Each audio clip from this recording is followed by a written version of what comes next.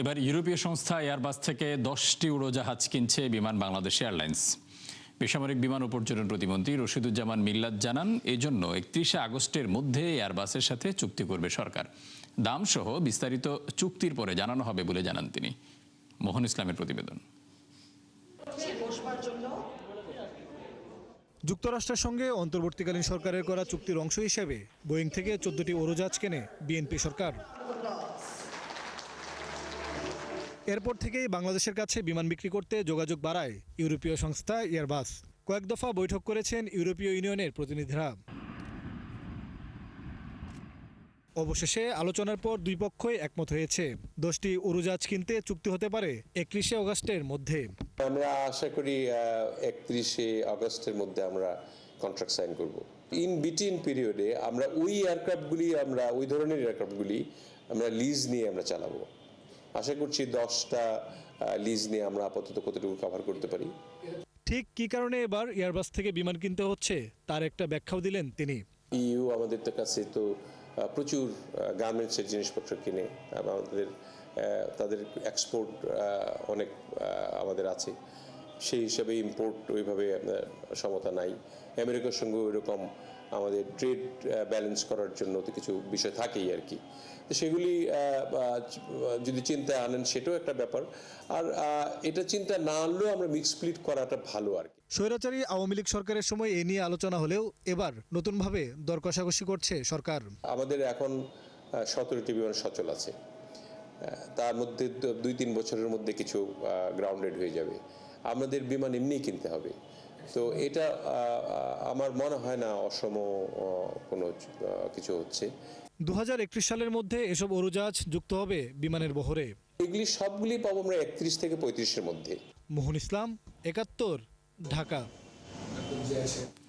প্রতি ঘনমিটারে 8 টাকা থেকে বাড়িয়ে 13 টাকা 96 পয়সা কমিশন সহ 4 দাবি জানিয়েছে Bangladesh CNG filling station and conversion workshop owners association. না হলে 30 জুলাই সারাদিন ও 23 আগস্ট থেকে সারা দেশে অনির্দিষ্টকালের জন্য ফিলিং স্টেশন বন্ধের হুঁশিয়ারি দিয়েছেন তারা। এক সংবাদ সম্মেলনে সংগঠনটি জানায়, মূল্যস্ফীতি, মজুরি বৃদ্ধি, ডলারের উচ্চ মূল্যের যন্ত্রাংশের বাড়তি দাম সহ নানা কারণে পরিচালন ব্যয় বহুগুণ বাড়লেও গেল 10 বছরে বাড়েনি কমিশন। ফলে লোকসান গুনতে হচ্ছে তাদের। তাই দাবি জানান কমিশন বৃদ্ধির। একই সাথে ভবিষ্যতে আনুপাতিক হারে স্বয়ংক্রিয়ভাবে কমিশন সমন্বয়, পুরনো গ্রাহকদের থেকে নতুন করে বর্ধিত জামানত নেয়ার নিয়ম বাতিল, সড়ক ও জনপথের ইজারা মাসুল সহ বিভিন্ন সরকারি লাইসেন্স ও নবায়ন ফি যৌক্তিক পর্যায়ে নামিয়ে আনার দাবি জানান তারা। আগামী 30/7/2026 ইংরেজি তারিখ বৃহস্পতিবার সকাল 6টা থেকে রাত 12টা পর্যন্ত প্রতীকীভাবে সকল ফিলিং সিএনজি স্টেশন বন্ধ রাখা হবে। পাশাপাশি সরকারের সাথে আলোচনাও চালিয়ে যাওয়া হবে।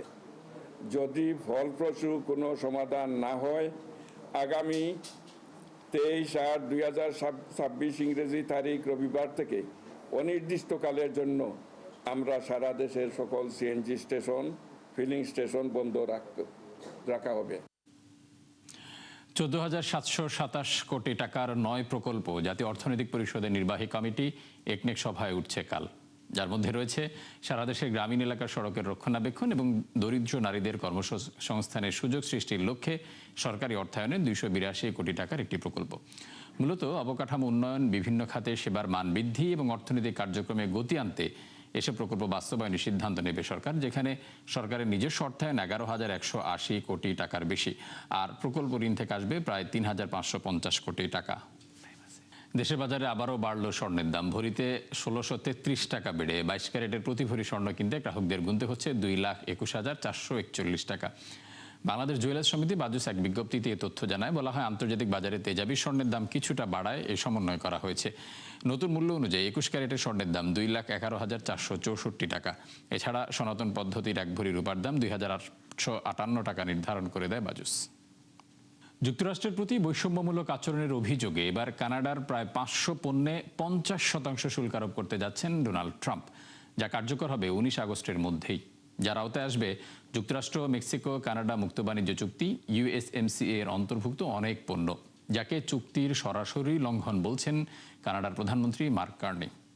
নুসরাত মৌমি জানাচ্ছেন বিস্তারিত। আবারও পার্শ্ববর্তী দেশ কানাডার ওপর চড়াও হয়েছেন ডোনাল্ড ট্রাম্প। দেশটির প্রায় 500 পণ্যে 50% শুল্কারোপের ঘোষণা দেন তিনি, যা কার্যকর হবে 19 আগস্টের মধ্যে। মূলত অ্যালকোহল, গাড়ি ও দুগ্ধজাত মার্কিন পণ্যে কানাডা বৈষম্যমূলক আচরণ করছে, এমন দাবিতে এ পদক্ষেপ নেয় হোয়াইট হাউস। বিশ্লেষকদের দাবি, শুল্ককে দর কষাকষির হাতিয়ার হিসেবে ব্যবহার করছেন মার্কিন প্রেসিডেন্ট। শুল্কের আওতায় রয়েছে ওয়াইন, হকি স্টিক ও সিমেন্ট সহ $20 বিলিয়ন সমমূল্যের 500 কানাডীয় পণ্য, যার মধ্যে যুক্তরাষ্ট্র, মেক্সিকো, কানাডা মুক্তি বাণিজ্য চুক্তি ইউএসএমসি এর অন্তর্ভুক্ত পণ্য রয়েছে, যাকে চুক্তির সরাসরি লঙ্ঘন বলছেন কানাডার প্রধানমন্ত্রী মার্ক কার্নি। যদিও অব্যাহতি পাবে জ্বালানি, পটাশ, অত্যাবশ্যকীয় খনিজ ও মাছের মতো বেশ কিছু গুরুত্বপূর্ণ রপ্তানি পণ্য। ট্রাম্পের অভিযোগ, মার্কিন অ্যালকোহল পণ্য বাজার থেকে সরিয়ে নেওয়ার পাশাপাশি ইউরোপীয় দুগ্ধজাত পণ্যে বাড়তি সুবিধা দিচ্ছে কানাডা। এতে বঞ্চিত করা হচ্ছে যুক্তরাষ্ট্রকে। এছাড়া যুক্তরাষ্ট্রে ব্যবসা ফিরিয়ে আনা কোম্পানিগুলোর কাছ থেকে গাড়ি আমদানিতে সীমা নির্ধারণ করে বৈষম্য করছে কানাডা, যার ফলে দূর হচ্ছে না রেকর্ড বাণিজ্য ঘাটতি। বিশ্লেষকদের ধারণা, আপাত দৃষ্টিতে ট্রাম্পের এমন পদক্ষেপ অপ্রত্যাশিত মনে হলেও এর পিছনে রয়েছে সুস্পষ্ট ইঙ্গিত। সম্প্রতি যুক্তরাষ্ট্রের সুবিধা সীমিত হওয়ার অভিযোগে ত্রিদেশীয় মুক্ত বাণিজ্য চুক্তি ইউএসএমসি এর বেশ কিছু শর্ত পরিবর্তনে চাপ দেন ট্রাম্প, যে কারণে করা হয়নি চলতি বছরের নবায়ন। এর আগে চলতি বছরের ফেব্রুয়ারিতে 1977 সালের জরুরি অর্থনৈতিক ক্ষমতা আইনে প্রয়োগকৃত ট্রাম্পের আমদানি শুল্ক বাতিল করে দেয় মার্কিন আদালত। এবার 1930 সালের শুল্ক আইনের 338 ধারা প্রয়োগ করে নতুন শুল্কারোপের ঘোষণা দেন ট্রাম্প, যা যুক্তরাষ্ট্রের ইতিহাসে আর কোনো প্রেসিডেন্ট ব্যবহার করেননি। নুসরাত মৌমি, 71। এবার 1 বছর মেয়াদী মাল্টিপল এন্ট্রি ওমরা ভিসা চালু করল সৌদি আরব সরকার, যার আওতায় দেশটিতে অবস্থান করা যাবে সর্বোচ্চ 90 দিন। প্রতিবার সফরের আগে নতুন করে নিতে হবে অনুমোদন, যাতে সৌদি আরবে প্রবেশ সহজ হওয়ার পাশাপাশি বাড়বে ওমরা পালনকারীদের সেবার মান। নাদি ইসলাম তুলে জানাচ্ছেন বিস্তারিত।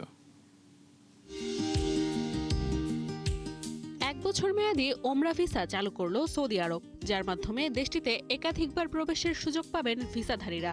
অবস্থান করতে পারবেন সর্বোচ্চ 90 দিন। সৌদি ভিশন 2030 ও পিলগ্রিম এক্সপেরিয়েন্স প্রোগ্রাম বাস্তবায়নে এই উদ্যোগ নেয় দেশটির হজ ও ওমরা মন্ত্রণালয়, যাতে সহজ হবে সৌদি আরবে যাওয়া এবং বাড়বে ওমরা পালনকারীদের সেবার মান।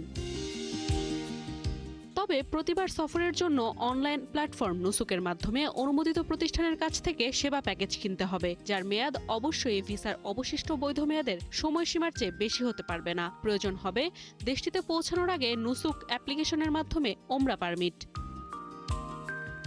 রয়েছে বেশ কিছু শর্ত। প্রতিবার সৌদি ছাড়ার পর নিষ্ক্রিয় হবে এই ভিসা, ফলে পরবর্তী সফরের জন্য প্রয়োজনীয় শর্ত পূরণ করা হলে তা আবার সক্রিয় করা হবে। তবে এই ভিসা সক্রিয় থাকবে না হজ মৌসুমে, অর্থাৎ 1 জিলকত থেকে 13 জিলকত পর্যন্ত অকার্যকর থাকবে এই ভিসা। বিশ্লেষকদের ধারণা, ওমরা পালনকারীদের পুরো যাত্রাপথে ডিজিটাল ও কার্যকরী সেবার সমন্বয় সফরের অভিজ্ঞতাকে আরও উন্নত করতে সহায়তা করবে। নাদিয়া ইসলাম তুলি, 71।